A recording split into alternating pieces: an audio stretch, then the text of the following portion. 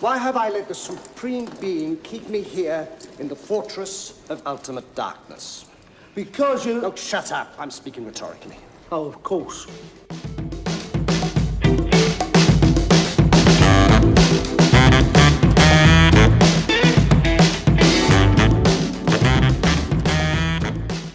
Oi! Katrina Porter! Whoa. Was that your British accent? Oi! Oh my god. It almost sounded like an Australian accent if you were trying to offend Australians. Okay. Let me try again. Katrina Porter! Quid! Oh my. It'll cost you a quid. Hello. Did you say hello? No, I said hello. That's close enough. Hey, Anna Serene. Welcome to Split Happens All. Welcome, everybody. Each episode, Katrina and I dissect a movie we both truly love. Only one of us gets to say anything nice about the movie that we love, and they are the pro of the episode. And of course, that means the other person takes the con, and they gotta attack it. We did this to ourselves. Yeah. That's the thing that I'm constantly surprised by, even though we did this. We have condensed our rules into just one rule to rule them all. The con of the episode only has to attack during the synopsis, and if they say anything positive at all, they're gonna pay a penalty. If the pro catches the rule break, you will hear this sound. I'm in a glass case of emotion!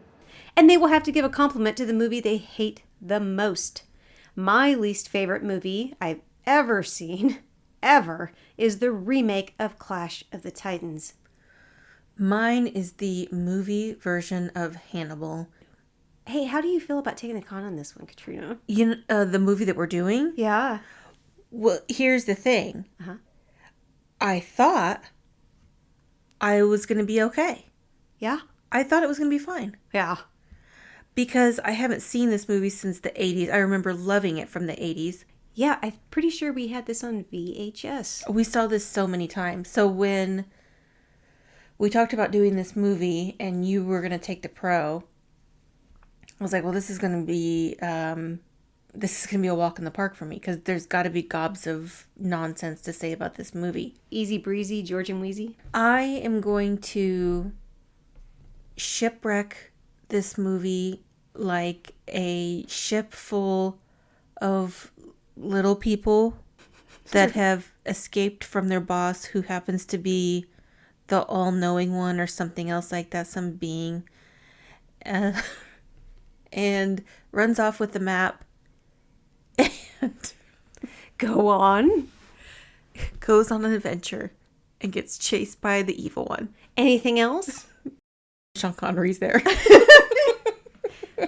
Well, if all that stuff happened, that must mean we're talking about 1981's Time Bandits. So barely in the 80s. Yeah, barely. Barely. You know, I really do love this movie. I remember being scared of it when I was a kid. Or maybe a little confused, fascinated, but confused and a little scared. And then going back and watching it, I'm like, this is hilarious. But also confusing and scary if you're a kid. Let me tell you a little bit about this movie before we get into the synopsis, so you can have a little bit of a drinky poo. Well, along those lines, I do have a disclaimer. When I took my notes for this, I was at the lake, and it was a Saturday night. Yes. And so I have on my notes, I am really tipsy. Oh! And now I'm trying to read my notes. I am so excited. And I know, I think, at one point, I think I'm trying to spell a bureau, like a chest. Oh, sure. Like a closet? I spell it like a beurre blanc sauce. Oh, no. I think it looks like Buerr, and then I just scribbled. Also, another disclaimer is, even though it's not a Saturday night and I'm not at the lake, I'm still a little tipsy. Well, how about that? I'm abstaining. No, you're from not. booze. Yes, I am. You had that sangria chipotle thing. Calimocho. Yeah, that's what I said. Booby traps. You have a bottle of pre-mixed margarita by your desk right now. It's a reserve. Just in case. It's part of my booty. Not my booty. I meant like, I meant like stolen loot. Okay. Can I talk a little bit about the making of the movie or how this came to be before we get in the synopsis? Oh, oui. What? This movie was directed by Terry Gilliam. And it was written by Terry Gilliam and Michael Palin. Terry Gilliam is like American. Yes. Yeah. That's pretty much all I know about him. I was surprised by that. He's the sole American out of the Monty Python troupe. Terry Gilliam had been working with the Monty Python comedy troupe for some time, and he wanted to make a movie outside of that. He really wanted to make the movie Brazil, but he couldn't get any financing for it, probably because trying to shop that around would be difficult because it's weird as shit. Whoa. Oh, you haven't seen it? I don't think you'd like it. I haven't seen it, and I haven't seen that Munchausen thing. Oh, I love that one. The Adventures of Baron Munchausen? No, I haven't seen that. Oh, God. But then he did 12 Monkeys? Yeah, I'd say if Brazil... Ooh, Brazil is like 12 Monkeys, but stranger. I think 12 Monkeys might be my strange limit. That's fair. I don't know that you'd care for Brazil. Okay. He couldn't get any financing for it at the time, so he decided to make a movie he thought would be much more likely to be financed. A kids movie. But it's Terry Gilliam, so he wanted it to be darker than the average kids movie. He wanted to be more like the Brothers Grimm stories. He said he wanted to make a movie from a kid's point of view, and so he shot it low. He also didn't think that a kid would be able to carry a whole movie, so he stuck a gang around him, people of the same height, and it just kind of went from there. Gilliam seems like a relatively difficult person to deal with from what I've been reading. Ew, he's still alive. He sure is. Disclaimer. I at least I will speak for myself, but Anna Serene is definitely included in this. I have really inappropriate laughter. We were at our watering hole tonight, Acapulco, doing what we do, getting ready for you people. And this woman fell, and in the moment I like jumped to attention, like I was gonna go help her. Yes, you did. But then like once she was okay, we just laughed. What is this we shit? Okay, we.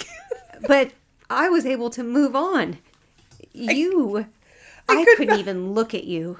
I know, and Maddie was sitting there, and I was just like, the only thing that was like keeping me from really losing it was like, don't humiliate her. No, I was trying to distract you by talking about the order of our movies that we're going to do for the 8,000th time. That's really become part of our routine. It really goes, okay, we're going to mix it up. Some of them we got to keep because it's important to have them in that order. Oh, we can't do that one. That doesn't make any sense. What the fuck were we thinking then? Anyway. But then we don't change it on the spreadsheet, so we forget what we were talking about. We're like 3 changes behind. Terry Gilliam, from what I've read, is not super easy to get along with. And I think he would say that. Very stubborn. At one point, while he was making this, while he was having a difficult time with a particular issue, I can't even remember what it was, but he was arguing with some other people that I'll get into in a second, and he just flat out threatened to burn the reel of film. The only reel that had the movie. Of his own film? Of his own film. He says, I shot it, it's mine, I can destroy it. What an asshole, right? You say, what? What an asshole. What an asshole. Yeah. This movie's terrible. You don't have to do that yet. I'm just getting ready. We're not there. We're warming up. I'm warming up. He seriously got some things right, though, with the actors in this. And I think he was genuinely frustrated that short actors were not taken seriously. He said that he wanted to get them out of, and I quote, out of the fucking Wombo costumes and R2-D2 tin cans and just be people. And they all rose to the occasion. They were all brilliant. Okay, that doesn't sound like a shitty thing to say. No, that's what I'm saying. He definitely gets quite a few things correct. He just, when it comes to his movies, he wants what he wants. He does not like to compromise, even if you have to compromise. So he's complicated. He is a complicated fellow. His attitude with that is clear when you watch the movie, because it is rarely in this that their height is a joke. Rarely in this that their height is a joke. It's more of like a joke by proxy to another person being made fun of.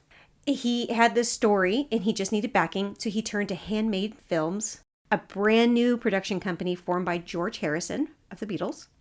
Okay, I saw his name somewhere on this and I was like, where the fuck was George? Right. He and his business partner, Dennis O'Brien, formed this production company. I hope I'm not getting this wrong.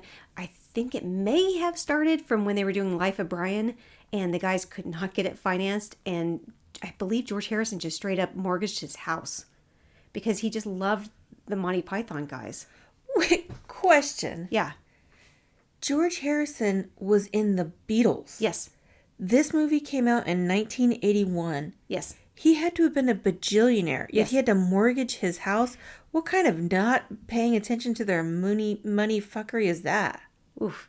Well, this was Life of Brian, so it was a few years earlier, but still way past when he... But Dennis O'Brien, I'll just say, they didn't end on good terms with each other. They had some court...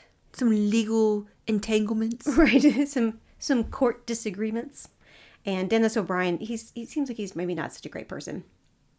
They had just financed Life of Brian, and this was to be the first movie that they produced with their brand new production company called Handmade Films. Okay. And shockingly, they also found Terry Gilliam difficult to work with. This is a recurrent theme. Really was.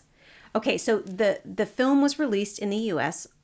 in 1981, and it opened at number 1 in the box office for the weekend. What? And remained number 1 for 4 weeks. What? It was the 13th highest grossing film of the year in North America for that year. Do you know what else? Do you know what was number 1? So is E.T.? I don't know. There was like 2 really, really big movies that it was up against. It was pretty amazing. To this day, it remains Gilliam's most successful film in terms of box office. And for a time, it was the highest earning British comedy film ever made until A Fish Called Wanda. The budget for this movie was only $5 million. That's all they could get. $5 million. And when you think about all the special effects in this movie, all of the stuff, 1981, $5 million. That's insane. It ended up grossing $42 million. Remind me what the budget on Clueless was? Under budget. I think it was $13 million was the budget. But this was just different. They were in multiple countries shooting. They had to pay tons with this. No, that's what I'm saying. The budget for this was only $5 million. Yes. Compared to the budget of Clueless of $13 million, which had no special effects. The budget of Warlock was way higher than this. Well, those nails in the feet, am I right?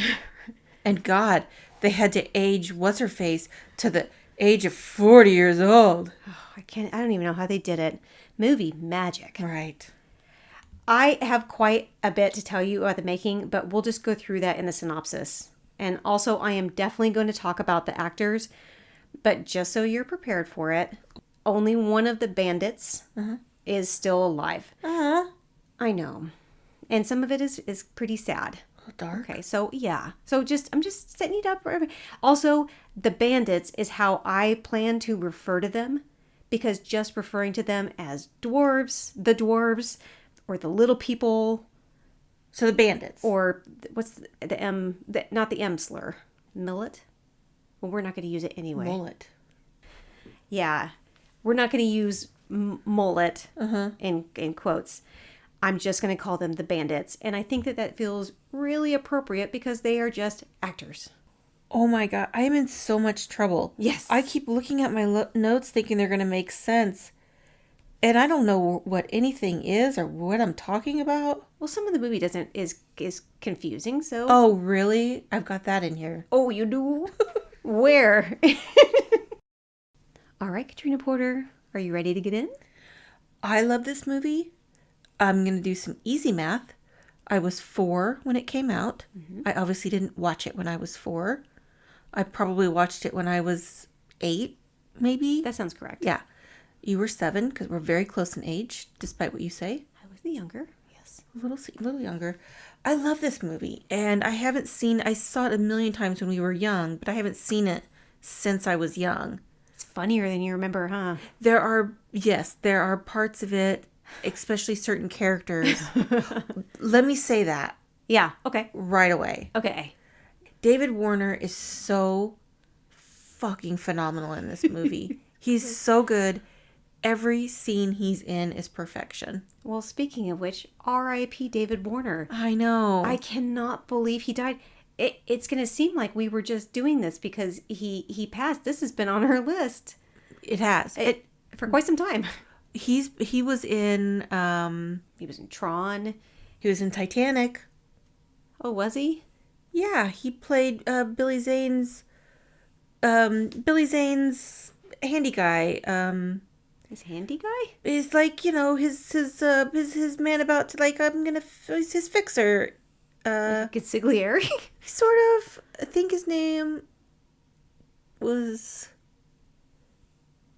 I am fascinated by your process. Picklesworth Oh, yes. McHunchman. Picklesworth McHunchman. Yep, it's history. Is that a real person? Was that based on like a real person? Yeah, yes. He was of the McHunchmans dynasty. Really? Mm-hmm. How did they make their money? It sounds old money. Pickles.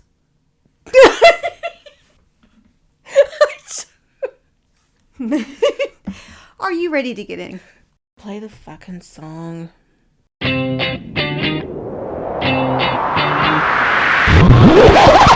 the games begin! Our movie begins in the home of Kevin.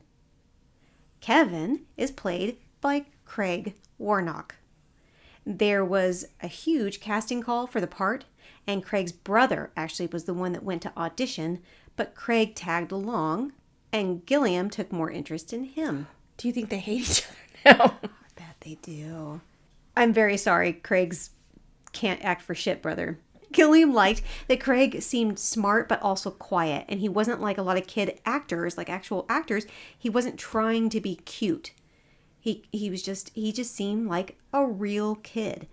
Kevin's parents are sitting on furniture covered in plastic and they're watching TV. Can you explain that to me? And I'm a person that doesn't like germs and I like things clean. I don't understand the allure of plastic on your furniture, even for cleanliness purposes. I think that was really popular maybe in the 70s. That was kind of a fad. Like, preserve your furniture forever and ever. Kevin is obviously a curious brain child, and he is trying to tell his dad facts about ancient Greece and King Agamemnon, and this is just setting up things he'll see later in the movie. This dad is a dick. Kevin's been sent to bed for the night, and he hears a little bit of rattling. Well, the rattling is when they're in the, I guess, beer blanc sauce. Or the bureau. I said wardrobe. Damn it, wardrobe would have been way easier. But I want you to stick with Beurre Blanc because I like it. There's a rattling coming from his Beurre Blanc wardrobe. And then a knight on a big goddamn horse bursts out of it and rides off. And then Kevin pulls the covers over his eyes and looks back and it's all back to normal. And he's like, what the fuck was that all about? If you take a good look around his room, you'll see pictures and items that show up later in the movie, a la Jim Henson's Labyrinth. All the things that happen later in the movie are in his room right now. Thank God. Okay, I have a feeling that all through the synopsis, you're going to be giving me clues to what my notes actually mean. You look so confused by your notes. Because my notes say, this kid's wall looks like the makings of a real serial killer. So that must be, yes, he's got shit everywhere all over his walls. It looks like Always Sunny when Charlie Kelly's trying to put together Pepe Sylvia.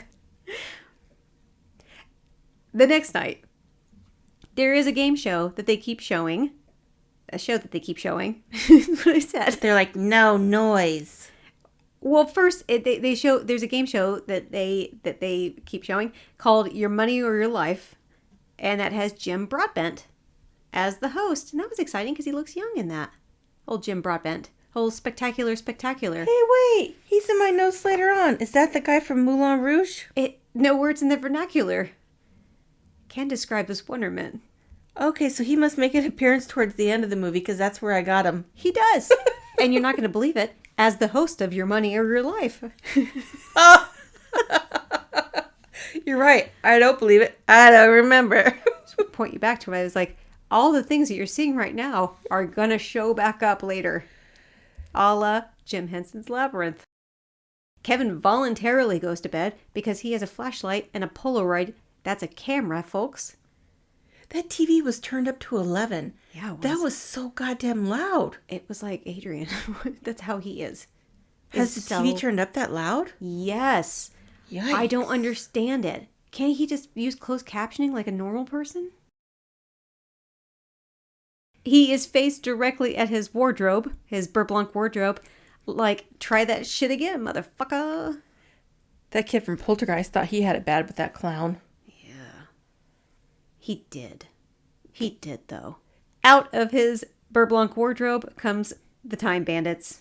And they are a group of little persons, that's the only time I'm going to use that, who work for the supreme being. It's God. It's God with a capital G, okay? Whoa.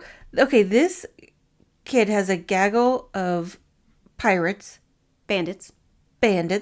jumping out at him. Yes.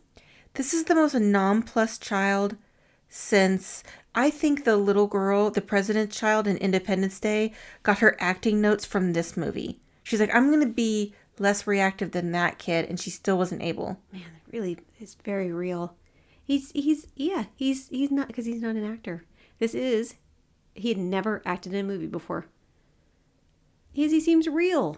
And wait. Okay, you mentioned the supreme being, that floating head. Get the fuck out of here with the floating head. Yeah. Can I tell you about, okay, so the bandits, they worked for God with capital G, the supreme being. They just call it supreme being in this movie. And they worked in the tree and shrubbery department, and they don't love it because they didn't get any credit. So they steal the supreme being's map of the universe, which shows all the holes in time which exist because they only had 7 days to create everything, and it was a bit slapdash. Which is more, the holes in time or the holes in the plot of this movie? Well, I didn't see the entire map, so I can't answer that accurately. The holes in this plot. No way. Yeah. You're wrong. Maybe. I don't know. They want to use those holes to make money. Sounds like Tuesday. One of the portals of like one of them holes is in Kevin's room, and they need to get out immediately because God, Supreme Being, is a floating head guy, and he is here, and he is super pissed. So out they go with Kevin with them. This legitimately scared the shit out of me when we were watching it as a kid. Yeah. As kids. I really, the return what you have stolen, it really bothered me. Well, because the floating head was completely weird. Is that why? It's the Supreme Being. Okay. You know what scared the shit out of me when I was a kid about this scene? Did they stop and come up with a plan? No. There's no plan. They didn't have time for that. They could have given it a minute or two. I don't think so.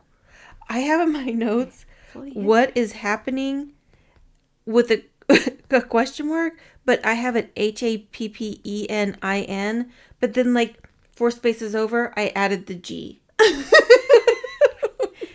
God, this is going to go so well. I think I have to quit reading my notes and just wing it. Just wing it. I agree. I think you should go with that. You know what? Go where your heart leads you. Was that one guy, one of the bandits wearing a colander? Yes. So glad you mentioned that. They land through a portal on a farm in Italy, and Fidget, who is played by the great Kenny Baker, that's who you're talking about, wearing the colander on his head. Thank you for calling it a colander, not a strainer. Kenny Baker is definitely best well known as the actor inside R2-D2. Yep. Fidget is the sweet one, and he fills Kevin in on who they are and why they're there. And then we have the self-imposed leader of the bandits, and that is Randall. And he is played by David Rappaport. Oh no, my look on your face means I'm not supposed to say anything shitty about him, because he kind of seemed like a dick. He is a dick. And, okay, so I think we definitely need to talk about him for a second, okay? You might want to grab a drink. We don't talk about Bruno. No. We're going to talk about Randall. I'm just going to sit back and Yeah. Drink my wine. It's David Rappaport.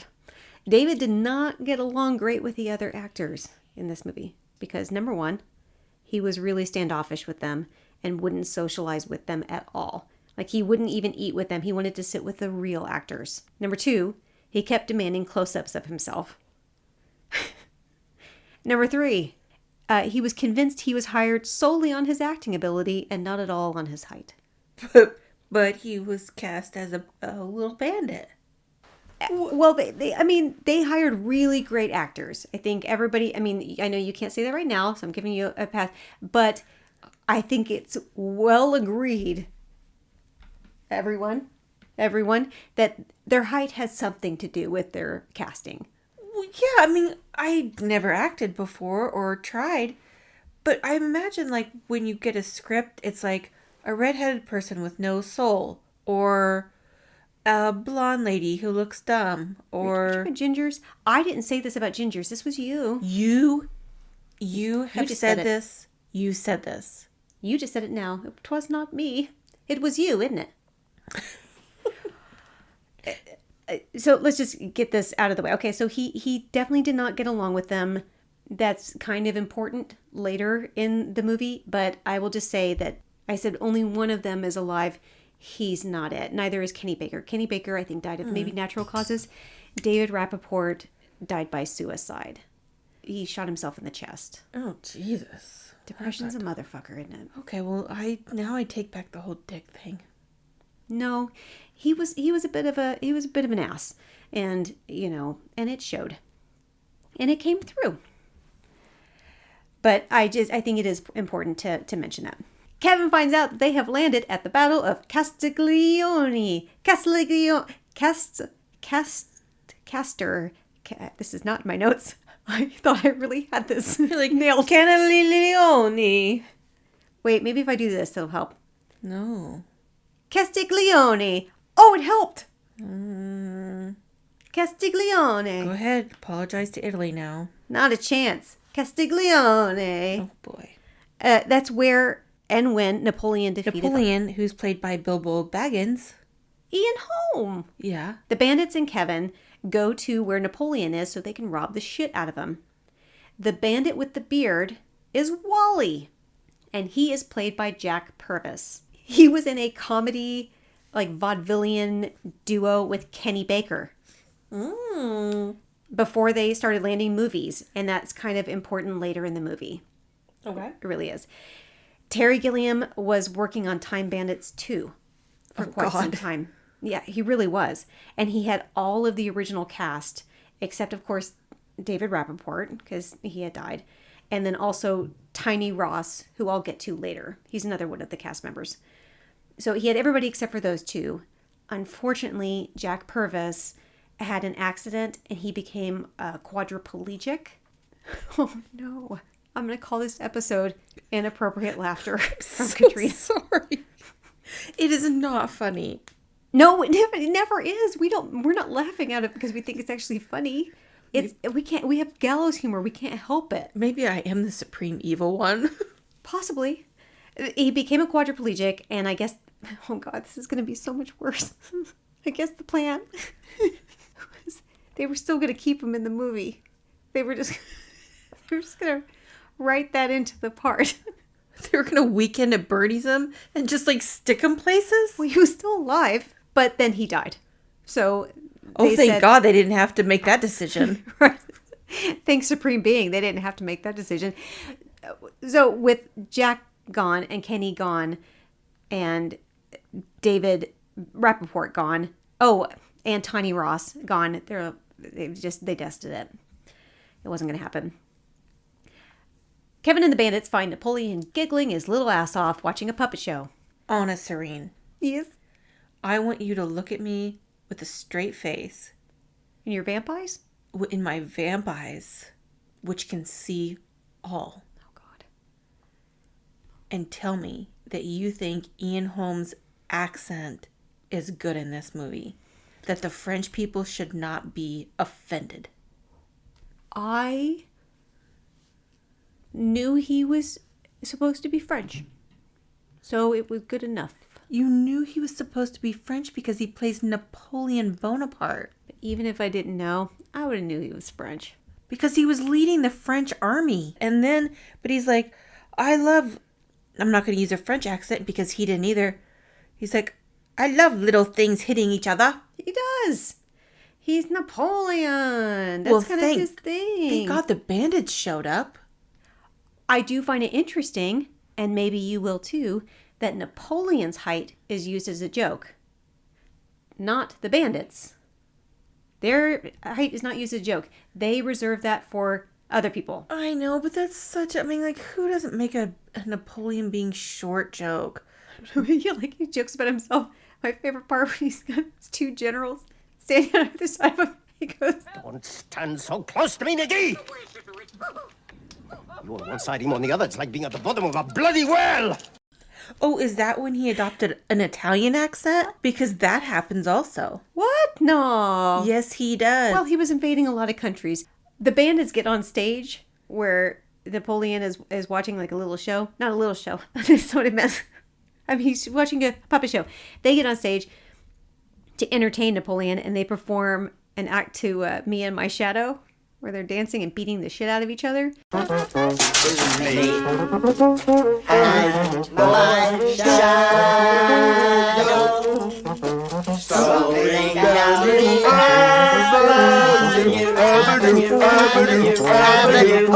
And now they've got an in with him, so he gets absolutely wasted, and then they steal all his shit. They send Strutter, another one of the bandits, out to go find a time hole. Strutter is the one with the glasses, and he is played by Malcolm Dixon. Malcolm was in quite a few movies that we love. He was one of the goblins in Labyrinth. He was in the village band in Willow. Okay. He was in Willy Wonka and the Chocolate Factory. Take a guess what role he played in that one. An Oompa Loompa? Yeah. They warp to the time into the Middle Ages and land crashing through a carriage carrying Vincent and Pansy, played by Michael Palin and Shelley Duvall. Those two characters, Yeah. as much as I love Michael Palin in general, And Shelley Duvall. and Shelley Duvall in general, every scene that they're in is a throwaway scene that doesn't make any sense. And it's kind of like this movie is sort of like chopped in with Monty Python skits. I mean, that's how it seems to me, honestly. I think that, you said George Harrison is a producer. I think Ringo was like, George, I want to write a scene for the movie. Is this your Liverpool accent? Yeah. Isn't it? Wow. I know. Keep going, please. Because I don't want to apologize anymore. It's time for you to take a trip on that train. I think that Ringo asked George if he could write something for the movie, and he writes all the lines for these characters. You mean like Octopus's Garden? Because it doesn't make any goddamn sense. The bandits crash on top of them and they run off, and the guys invite Kevin into the fold, and Kevin remembers that he brought his Polaroid with him and gets a picture of the guys. That's important. And the bandits and Kevin meet Robin Hood, played by John Cleese. Okay, so like I said earlier, Michael Palin co-wrote this with Terry Gilliam. Originally, Palin was supposed to be Robin Hood, but Dennis O'Brien, Dickhead? yeah, the dickhead, The dickhead. the dickhead, He's being a dickhead again. right, the guy from Handmaid, he suggested that John Cleese play Robin Hood because at the time he would have been way more profitable. He was in Fawlty Towers. He was definitely more recognizable. So Palin backed off the role for the greater good. And took on, and wrote and took on another part, the hopelessly lovelorn Vincent. Nonsense. Right, opposite Shelley Duvall's Pansy. I think that it was a really good decision to have John Cleese as Robin Hood, because he is very, very good. He plays him with full upper class condescension, and he's asking them all these empty questions, and then the laugh He's like, And do you enjoy robbing then? Well, it helps pay the rent, sir.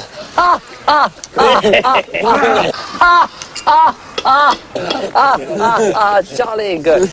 I think that every role that John Cleese plays, Yes. he's wonderful in general, because he's just amazing in general. Here's what I'm offended by about this scene. Mm-hmm. You know what this scene was missing?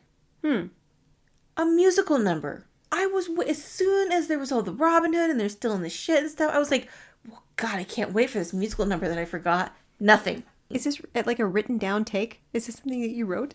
I was so ready for a song. Is this not a musical? No, it's not. I was even proud of myself for adding an exclamation point. Or, no, a question mark. John Cleese is great just in general, but having him instead of Palin is especially good because of his height. John Cleese is 6'5". 6'5".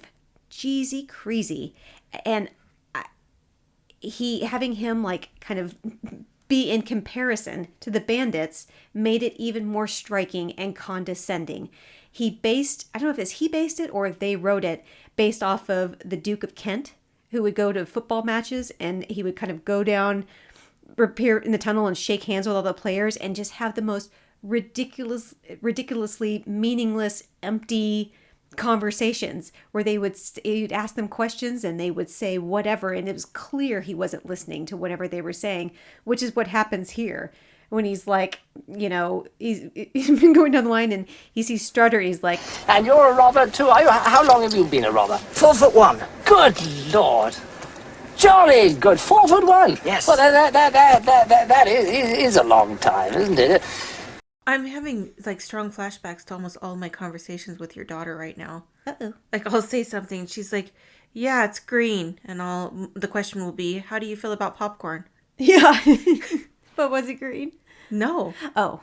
Robin Hood thinks they're just there to donate all of their loot to the poor who have lined up to receive their stuff. And Robin Hood's handing it out. And then there's just a guy waiting to punch each of them.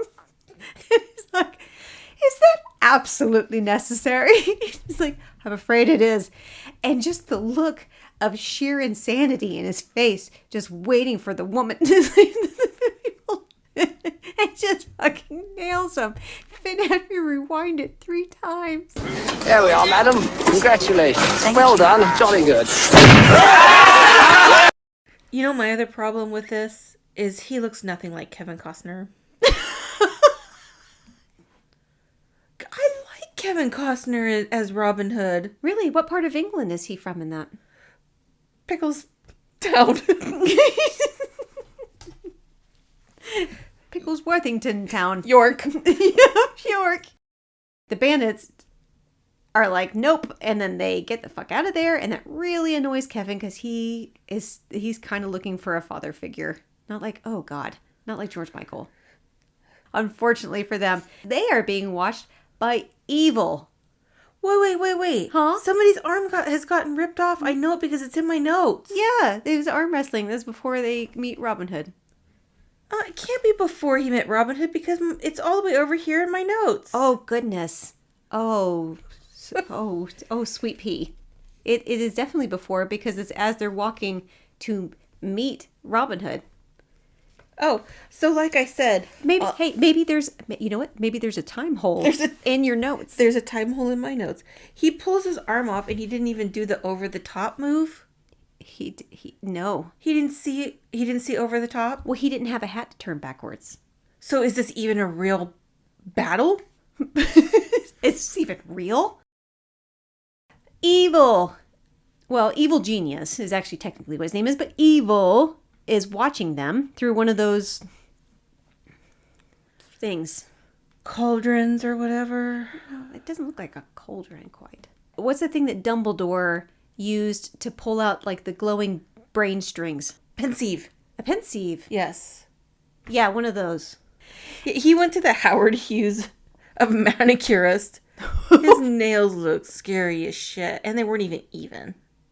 They were not, because he's evil. You know how like if people in movies they have like all long nails? Yeah. He didn't. Evil is played by the late, amazing David Warner.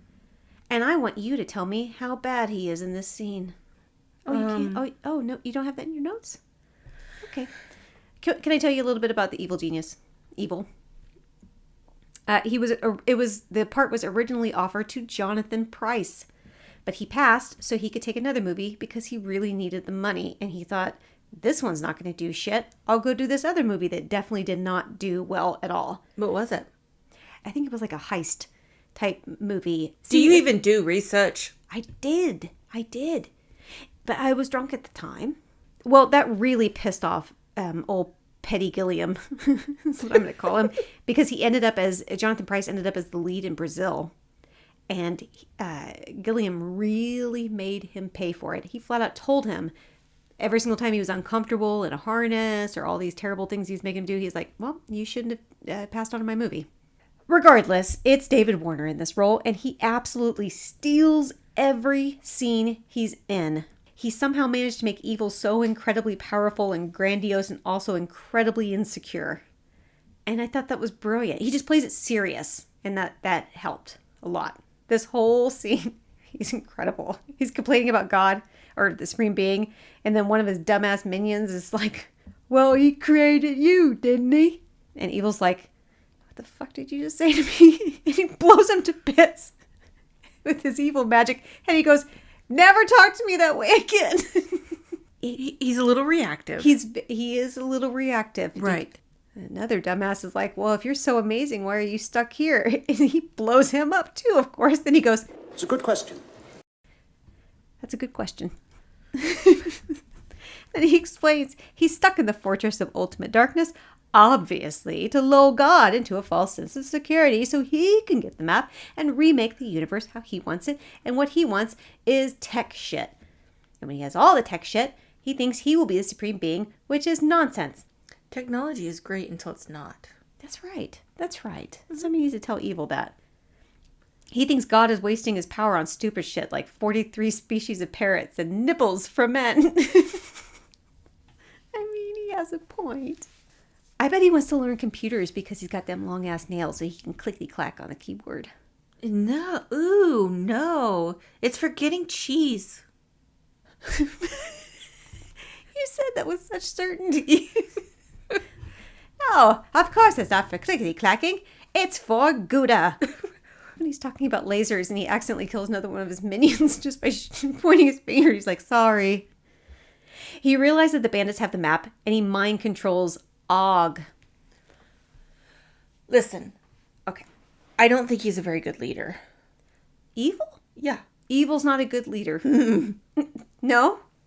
Not that I love hearing your attacks, but I would very much like for you to elaborate on that. How is he not a good leader? Well, he very randomly kills people, and he's very reactive about it. He apologized. But he also then starts talking to the person that's not there anymore because he disintegrated them. Yeah. Doesn't sound super stable to me. If I was one of Evil's minions, I would have some questions. That's because just because somebody's gone, he still remembers them. Og is played by Mike Edmonds. He has also been in several movies that we love. Legend, Okay. Who Framed Roger Rabbit, Okay, love those. and he holds the distinction as the only actor amongst the bandits still alive as of this recording. Og, under Evil's mind fuckery, is like, I've got an idea. That's what he sounds like.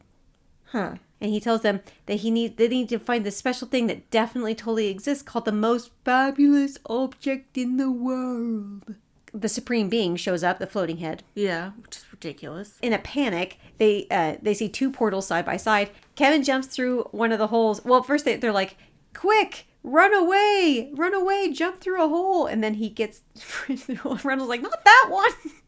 Yeah, because he labyrinths his decisions. He's like, I'm going to go over here. I think I'm figuring this out. And then he just jumps into La La Land. Kevin lands in ancient Greece, where he meets King Agamemnon. And I practiced how to say his name many, many, many times. Agamemnon? Agamemnon. Because the more you say it, the less it sounds correct. Agamemnon? Agamemnon. Agamemnon. I told you. You know what actually doesn't sound correct? Sean Connery's accent, which is very similar to most characters in this movie. Their accent doesn't make any sense. Sean Connery's accent is the same in every movie, so he just gets a pass right across the board. Why? It's Sean Connery. Oh, I don't remember you having a problem with it in The Untouchables. I don't recall. Wait. No. In The Untouchables, he was supposed to be Yes. Keep going, please. Scottish. No, he was not. He was supposed to be Irish. I read that people from Ireland and people from Scotland don't be mind it careful. all when you mix their accents up. I read that in a book. Well, this was fun while it lasted. How many episodes did we get to? I'm sorry, Ireland, and I'm sorry, Scotland. I didn't mean any of that, and I know the other one's bad. What? They don't hate each other. Stop creating... Oh, they don't? I don't know. What am I apologizing for then? You're going to create a war. I don't know what it was. You're a madman. Ag is battling a minotaur, and he is about to lose, but luckily Kevin shows up and distracts the the minotaur, enough for Ag to Agamemnon to kill him. Sean Connery attacked that accent like it was a woman. Yeah, I said it. Why does he get, eventually Brad Pitt had to get an accent right in a movie. Eventually he got it right in Snatch. Eventually he got it right. He's hysterical in Inglourious Bastards. Yeah, those are two examples. Eventually he had to get an accent right. How was it in Troy? He got all of them right.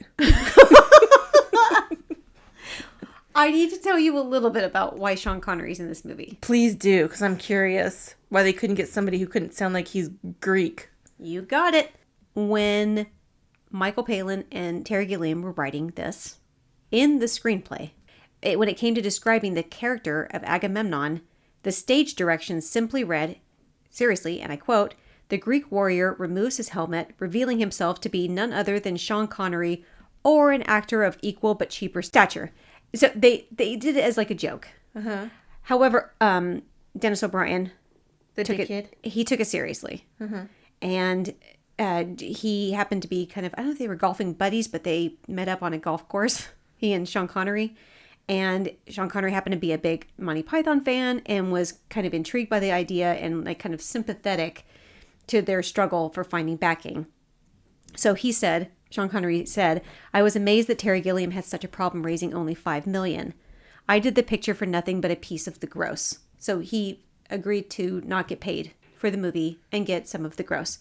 Although, supposedly, he wanted to take the role maybe as well because it was very paternal. It was a paternal role, and he felt that he hadn't been a particularly good father in real life.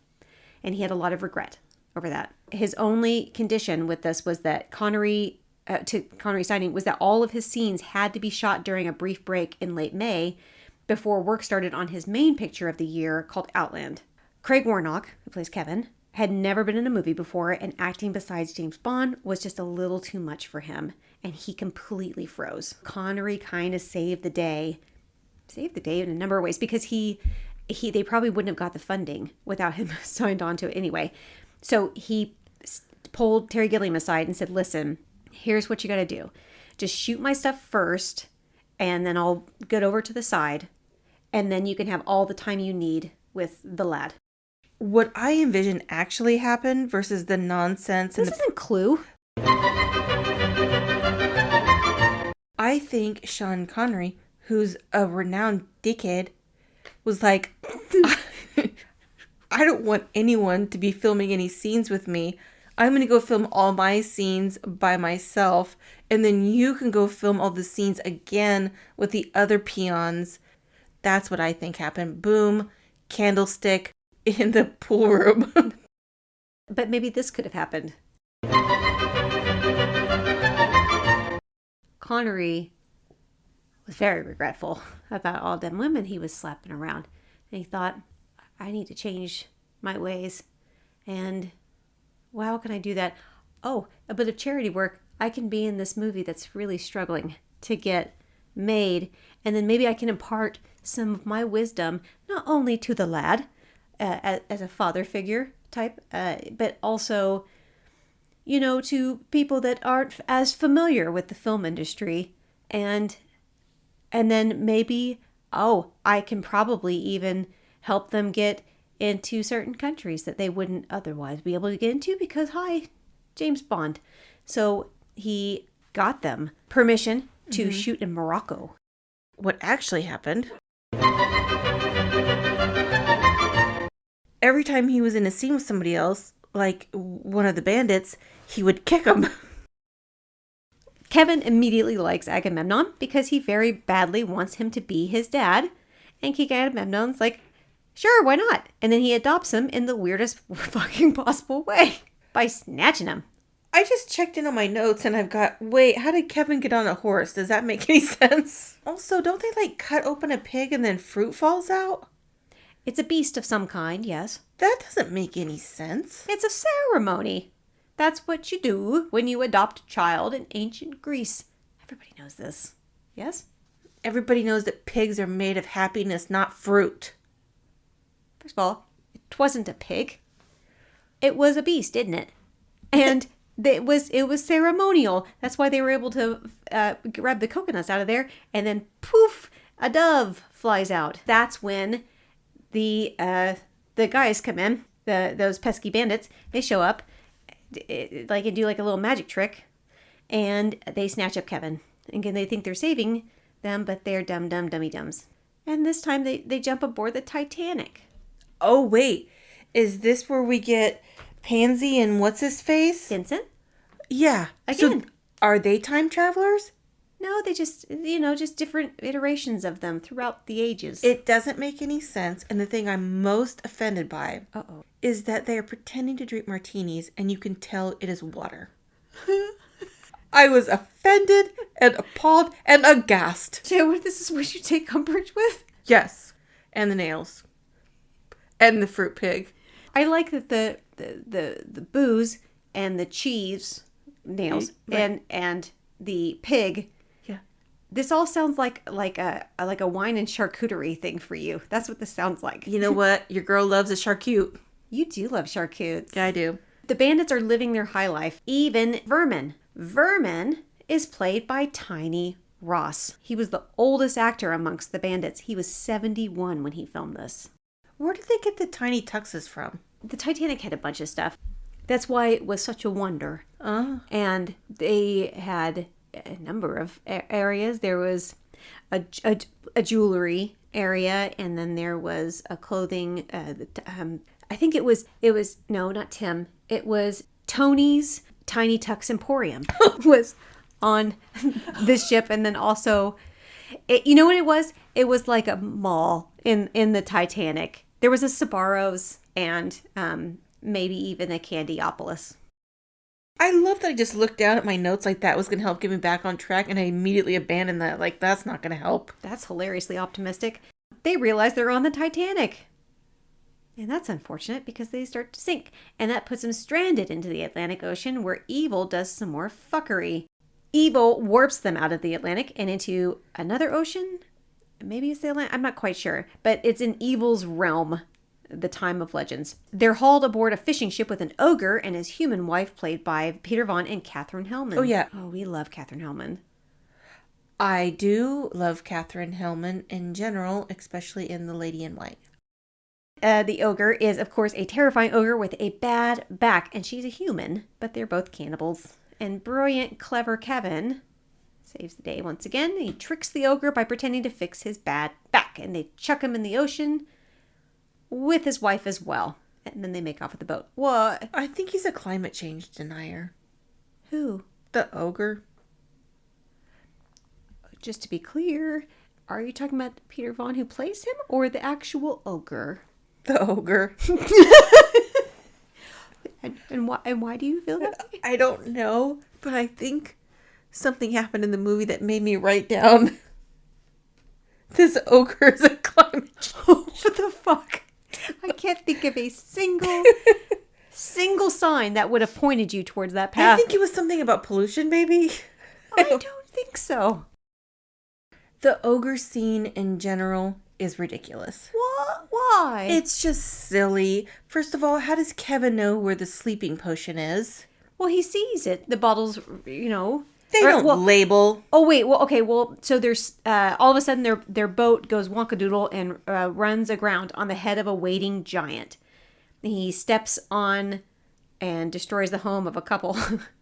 But once again, super clever Kevin injects the giant on the heat with sleeping powder he found on the ship. Sleeping potion. Okay, but why doesn't the giant then fall down crashing on Kevin and the bandits? Because he's just, sleepy, tired. He's just, it's not like laudanum. Oh, God. Oh, okay. Are you still trashing Kirsten Dunst from Interview with the Vampire? I'm not trashing her. I'm trashing Claudia. I'm just saying, it's just, it's like an Ambien. He gives him a little shot of Ambien in the skull. And it just lulls him to sleep. It doesn't like knock him out. That's not how that works. See, it's not like, you almost said chloroform. And I wish people didn't think that chloroform was like, they put, how they do in the movie, like they put it over your mouth, with a rag and then throw you in a trunk. That's not how it works. I'm positive. How are you positive? Anyway, it doesn't knock you straight out. It'll give you a real bad headache. There's a very fine line with chloroform between knocking somebody out and straight up killing them.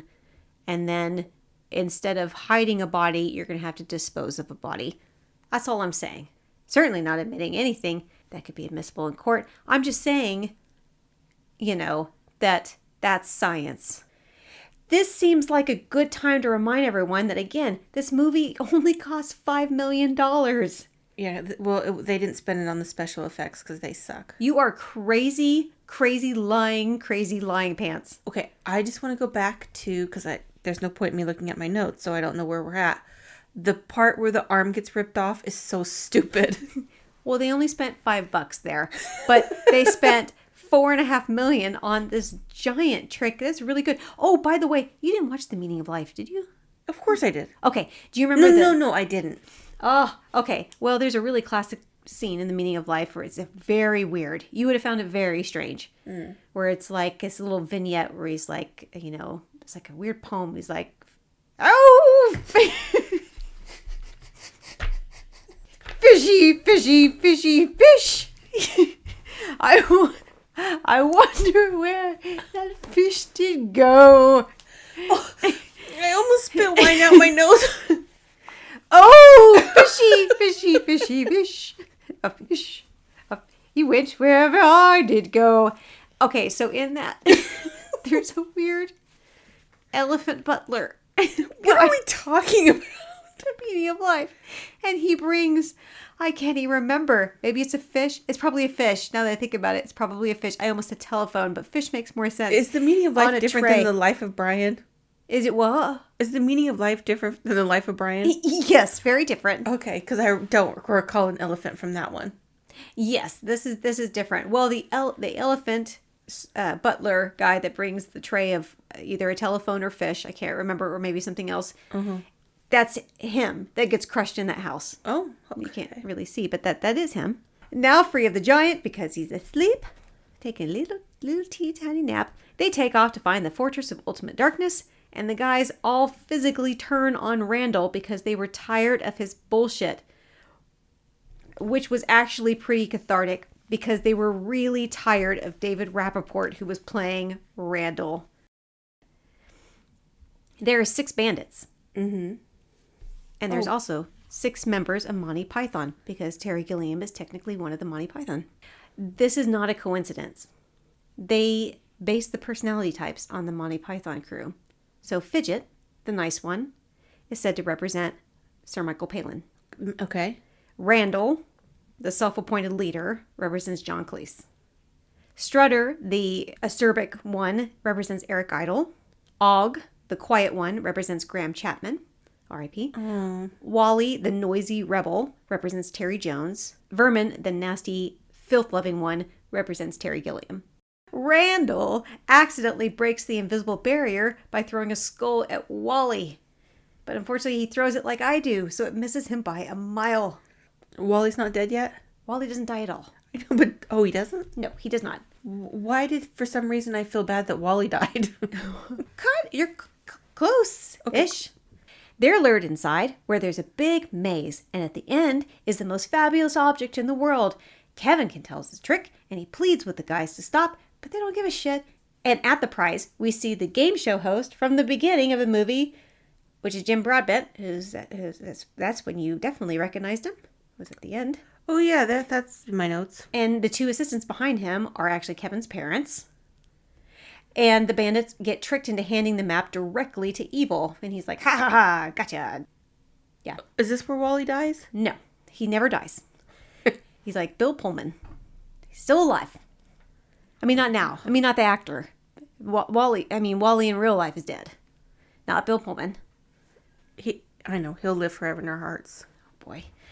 Kevin figures out that there's another time hole on the map, and it's right below the cage they're trapped in, so they ninja warrior their way out of the cage onto a platform, and they're about to escape until once again Kevin, the voice of Correct, tells them they can't just leave because Evil will destroy the world if they don't get the map from him. And Kevin tells them they need to split up through different time holes to go find help while he and Og stay there. You might notice some stone Legos in the fortress. Did you happen to catch that? No, definitely not by the end of the movie. I wasn't catching much. That's some more stuff found in Kevin's room. Okay. That I mentioned earlier. They try to steal the map, but Evil sees them, and he first turns Og into a pig, and then he kills all of his minions, including the dog he turned Benson into. He's like, oh, Benson. I love it. And right when he's about to kill Kevin, the guys all show up with help from throughout time. A tank, knights on horses, archers, and for some reason I have 4 commas right there. Not quite sure what happened in my notes. A spaceship, cowboys, and then Evil takes them out pretty easily. And I'm not going to get into how he does it. And then he kills the sweetest one of them all. The dog? No. Because I said that 5 Hey, Cuervo. You didn't say that 5 seconds ago. And then he kills all of his minions, including the dog he turned Benson into. I can't believe he killed a dog. That's the worst part of this movie. No, what he did was he killed one of the bunch, the sweetest one, Fidget, which is Kenny Baker. Terry Gilliam killed him off for a reason. Okay. He felt it would have the biggest impact for the audience to kill off the wonderful Fidget because he was sweet. And because Kenny Baker, who played Fidget, and Jack Purvis, who plays Wally, this is probably why you think that Wally was dead. Because he died. He did not. They had been friends for such a long time. Terry Gilliam knew that he would be able to get a genuine, heartfelt reaction from him. And it worked because Jack Purvis, who plays Wally, fucking nails it. He is so good. He's like, and he's just, you can see the pain in his face. And he's like, he killed my friend. I mean, and that's like his friend. I felt that in my goddamn soul, Annie. Evil starts coming at them, and then Evil all of a sudden is turned to stone, and guess who's back? Big Head's back. Okay, so is there any person who watched this movie and didn't kind of want Evil to win? That's because it was David Warner. I don't think so. No, I think that, what's the guy's name? David Gilliam? Oh, boy. Which one are we talking about? Are you talking about David Warner or Terry Gilliam?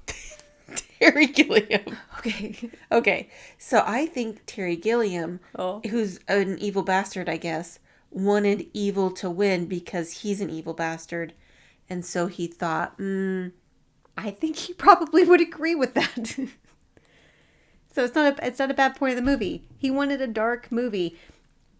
Okay, so for a children's movie, by the way. yes. Okay. Funny you should say that. Okay, so the big floating head turns into a man in a business suit, and that's God, aka the Supreme Being, and he goes about putting everything back as it was, including bringing Fidget back to life. Mostly because he wants them to clean all this shit up. God is basically the mom in Goonies. What is that? That is a mess, boys. Oh shit, what? That's them. They need to gather up all the bits of the blown up evil and dispose of it, and that they can't miss any of it because it's concentrated evil and one touch will kill you instantly or something like that. But they accidentally miss a little bit. So the Supreme Being, God, and the guys go away, and Kevin is back in his bed with a fire in his house, and he's saved by firefighters. And his parents don't give a fuck about him. No, they go back in to get their shit. They're like the toaster and stuff. Right, not their kid. This movie basically takes a big, hard swipe at materialism. That's what this movie is about. It really, really is. His parents see the concentrated evil, and they think that's the toaster. And even though Kevin tells them, don't touch it, they do and blow up. Dennis O'Brien and Terry Gilliam, they really had a row over this ending. O'Brien was like, you can't blow up the parents at the end of a children's movie. They could not see eye to eye. So instead, what they did was they did a special screening of the movie with kids. And then they asked them afterwards which scene they liked the most. And shockingly, the kids were like, when the parents blew up. Because kids are sociopaths. The firefighter is Sean Connery again, which that was Sean Connery's idea. And he just popped over and did that scene and then read out, which was really, really smart. And then which leads you to think it was all in Kevin's mind, except, whoa, record scratch. He has the Polaroids. That's the end of the movie. It's done. Yes. It's over now. Whew. Oh my goodness. My favorite part of the movie was when the parents got blown up because I hated them. I will tell you that Terry Gilliam designed the release poster himself, but then he was astonished to learn that they weren't allowed to show dwarves, is what he says. He learned that they weren't allowed to show, again, quote unquote, dwarves. Bandits. He says, because, again, quote, they told him, because people don't like dwarves. Right. Which he was informed by the publicity people. And to which he angrily shouted at them, they're not dwarves, they're time bandits. How do you think that went? I love this movie. I thought this movie was really good.